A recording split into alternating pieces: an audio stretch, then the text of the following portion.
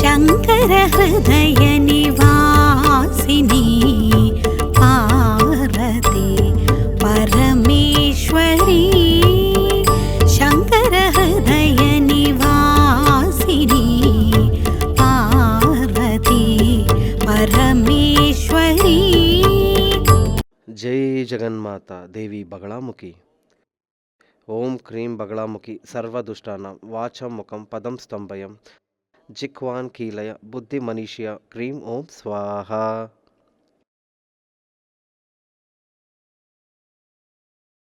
సూర్యమంగళం తాంత్రిక విద్యాపీఠం తమిళనాడులో ఆరంభించి 40 సంవత్సరాలు అవుతుంది.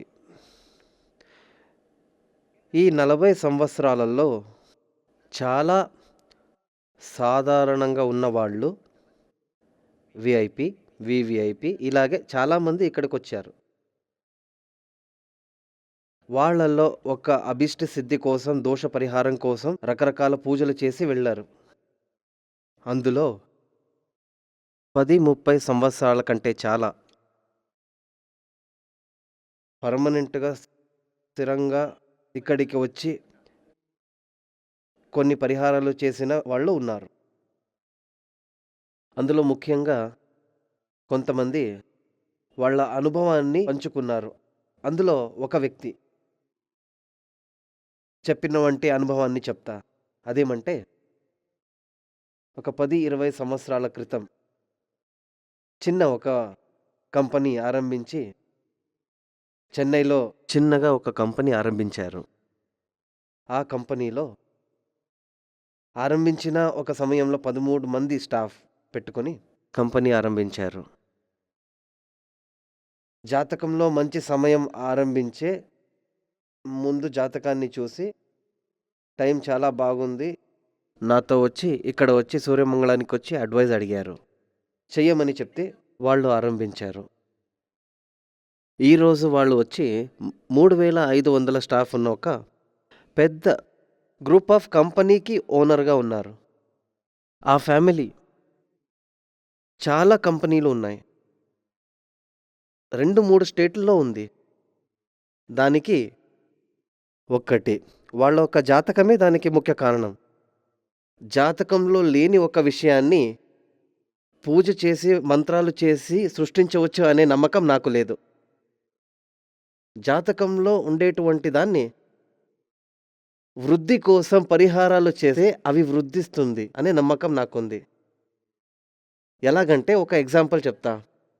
ఒక మంచి విత్తనం దొరికితే మంచి ఒక మంచి రైతు అంటే ఫార్మర్, పంట పండించే అతను రైతు. ఒక రైతుకి మంచి ఒక విత్తనం దొరికితే, మామిడి విత్తనం అని అనుకోండి, మంచి అది క్వాలిటీగా ఉండి మంచిగా ఉంటే అతను హ్యాపీయే కదా. దీన్ని త్వరగా ఒక మంచి మన్నులో వేసి కాలక్రమేణా గొబ్బరం వేసి జలం వేసి అతను దాన్ని పెంచుతాడు. అది పెరిగి పెద్దదై పెద్ద మానై కొన్ని తలమారులకి పళ్ళు ఇచ్చే ఒక పెద్ద వృక్షం అవుతుంది. ఇందులో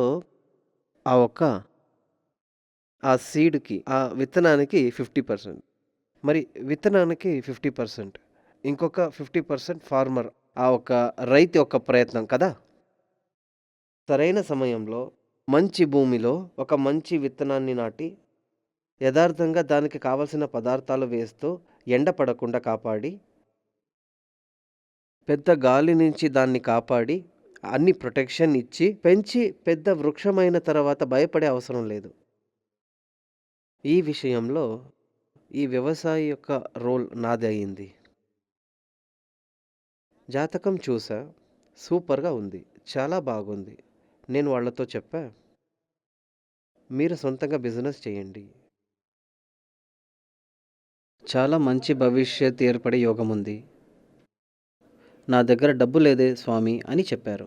మీ ఇల్లు ఉంది కదా, దాన్ని బ్యాంకులో ఇచ్చి డబ్బులు తీసుకొని ఆరంభించండి అని చెప్పా. అలాగే వాళ్ళు ఆరంభించారు. ఇప్పుడు ఇంతకుముందే చెప్పినట్టు పెద్ద గ్రూప్ ఆఫ్ కంపెనీస్, 6-7 కంపెనీలు ఉన్నాయి, పెద్ద లెవెల్లో ఉన్నారు.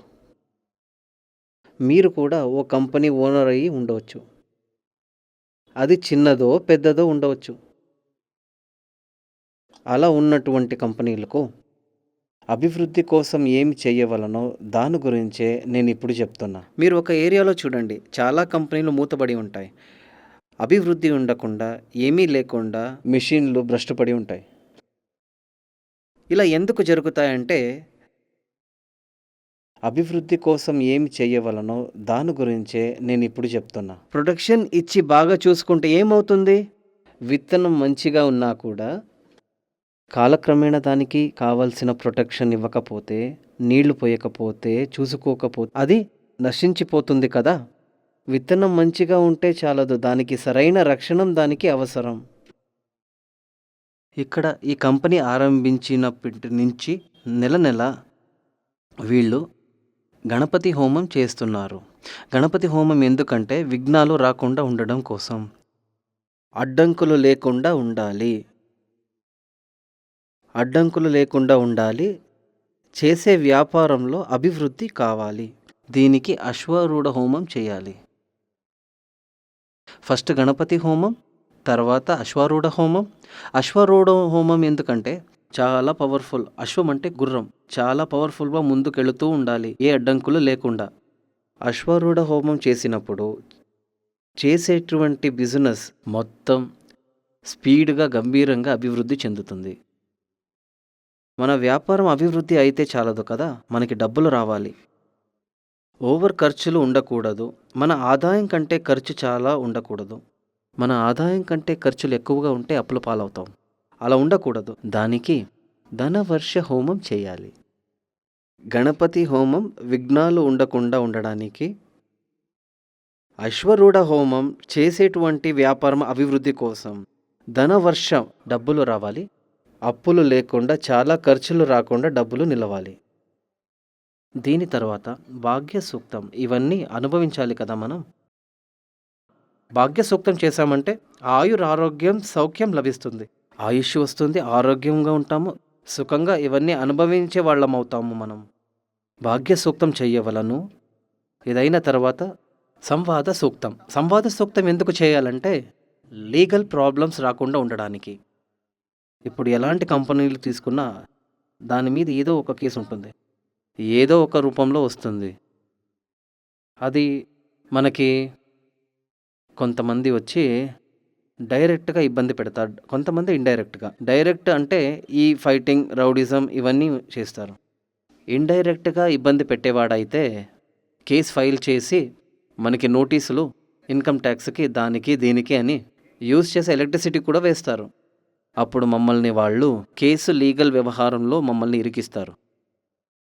ఇంకొకటి, ఆ కేసు నోటీస్ లీగల్ విషయంలో, మీరు చేసేటటువంటి వ్యాపారంలో కేసు నోటీసు విషయంలో లీగల్ ప్రాబ్లం వచ్చేటటువంటి అవకాశం ఉన్న వ్యాపారం మీదైతే సంవాద సూక్త హోమం చేయాలి.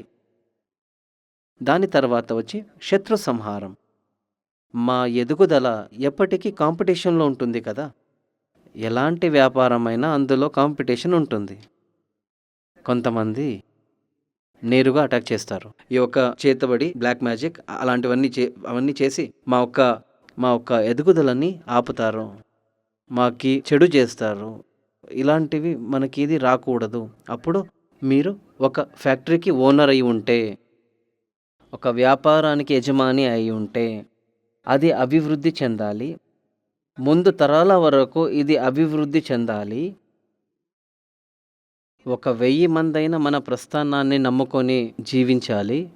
మనకు మంచి పేరు ప్రతిష్ట కావాలంటే, ఎల్లప్పటికీ అక్షయంగా ఉండే ధనభాగ్య కావాలంటే, లీగల్ ప్రాబ్లమ్స్ ఉండకుండా, ఎనిమీస్ ఉండకుండా, ఇవన్నీ మీరు ఆశిస్తుంటే అన్ని నెలలు గణపతి హోమం, అశ్వారూఢ హోమం, ధనవర్ష హోమం, భాగ్య సూక్త హోమం, సంవాద సూక్త హోమం, శత్రు సంహార హోమం ఇవి చెయ్యవలను.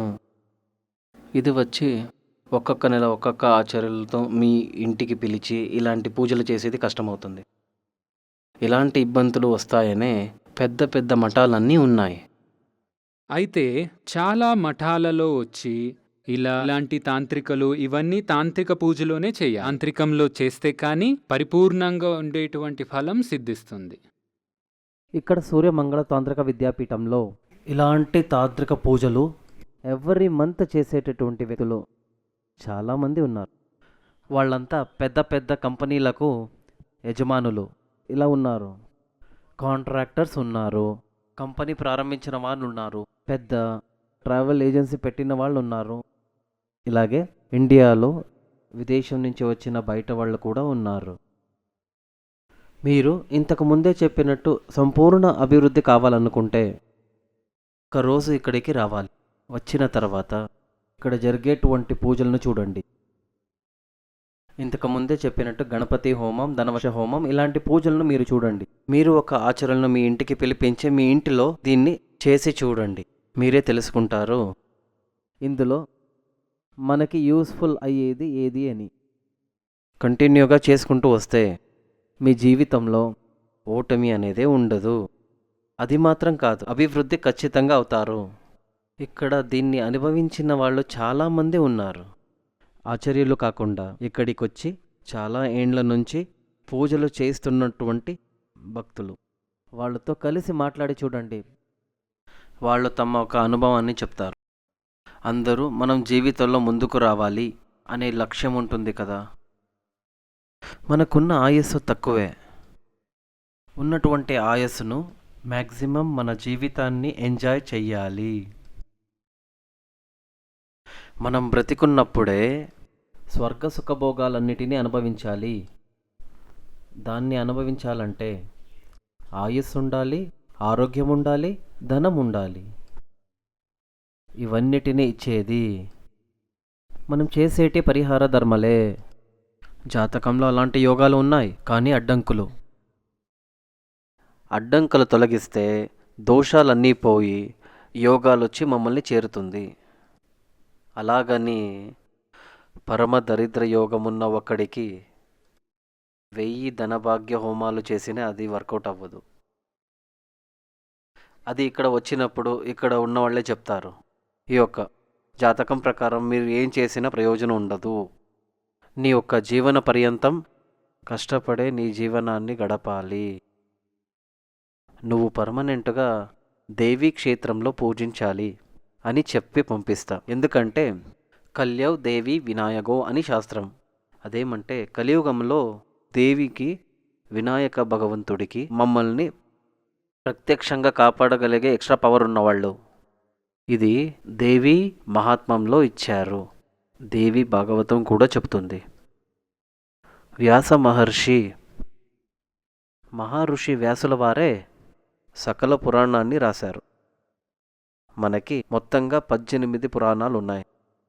ఈ యొక్క 18 పురాణాలు 17 పురాణాలు రాసి సంవత్సరాల పాటు అతను తృప్తి చెందలేదు. లేదు దీనికి మించి ఇంకేదో ఉంది, లేదు దీన్ని మించి ఇంకేదో ఉంది అని అతను మనసు ఆరాటపడేది. చివరికి సాక్షాత్ మహాదేవుడితో శివుడి ముందు వెళ్ళి నమస్కారం చేసి, హే భగవాన్, 17 పురాణాన్ని రాశాను కానీ నాకు తృప్తి లేదు. నా మనసులో దీన్ని మించి ఇంకా ఏదో ఉంది అని సంశయం వెంటాడుతుంది. అది ఏమి అని తెలియాలి. అప్పుడు మహాదేవుడు అడిగాడు, ఇందులో కావలసినదన్నీ రాశావు కదా? లేదు, నా ఒక్క దాహం తీరాలి, నా ఒక్క జ్ఞానంకున్న దాహం తీరాలి. భూమిలో ఉన్న జనాలకు కలియుగంలో ఇదైనా కాపాడుతుందని వాళ్ళకి నేను చెప్పాలి. అప్పుడు మహాదేవుడే కరుణించి సాక్షాత్ పరాశక్తియే ఉపదేశించినదే దేవీ భాగవతం. ఆ ఒక్క దేవీ భాగవతమే మనకున్న 18 పురాణంలోనే టాప్ అయినది. ఆ దేవీ భాగవతంలోనే చెప్పేది కల్యవ్ దేవి వినాయగౌ. కలియుగంలో మనుష్యుడు సంపూర్ణ దోష పరిహారాలు పొందాలంటే దేవి ఉపాసన చేయాలి, వినాయకుడి సేవ చేయాలి. ఆ జగన్మాతగా ఉన్నటువంటి పరాశక్తి బగళాముఖి రూపంలో సూర్యమంగళ తాంత్రిక విద్యాపీఠంలో నెలసి సకల దోషాలను మార్చి సర్వాభిష్టానాన్ని ప్రసాదించేందుకు మిమ్మల్ని పిలుస్తుంది. వచ్చి చూడండి, అనుభవాలు మీకే తెలుస్తుంది. జై జగన్మాత దేవి బగళాముఖి సమస్త భక్తానాం సర్వాభీష్టం సాధయ సాధయ క్రీం ఓం స్వాహ. శ్రీ సూర్యమంగళం అద్వైత వేద విద్యాపీఠంలో తాంత్రిక పూజల్లో సిద్ధహస్తులైన ఎందరో ఆచార్యులు అమావాస్య, పౌర్ణమి రోజుల్లో ప్రత్యేక యాగాలు నిర్వహిస్తారు. ఈ యాగాల్లో పాల్గొనడం ద్వారా తల్లి శ్రీ బగళాముఖీదేవి అనుగ్రహం వల్ల సర్వదోషాలూ పోయి సకల సౌభాగ్యాలు మనకు కలుగుతాయి. శ్రీ సూర్యమంగళం అద్వైత వేద విద్యాపీఠం జ్యోతిష్యం, ప్రశ్నలు, వాస్తు, తాంత్రిక పూజలు మరియు వేదయాగాలు నిర్వహిస్తారు. సంప్రదించవలసిన నంబర్ 7305442299 7305442299. చెన్నై, కోయంబత్తూర్, బెంగళూరు, హైదరాబాద్, విజయవాడ, ఢిల్లీ, ముంబై, తిరునల్వేలి, టెక్సాస్.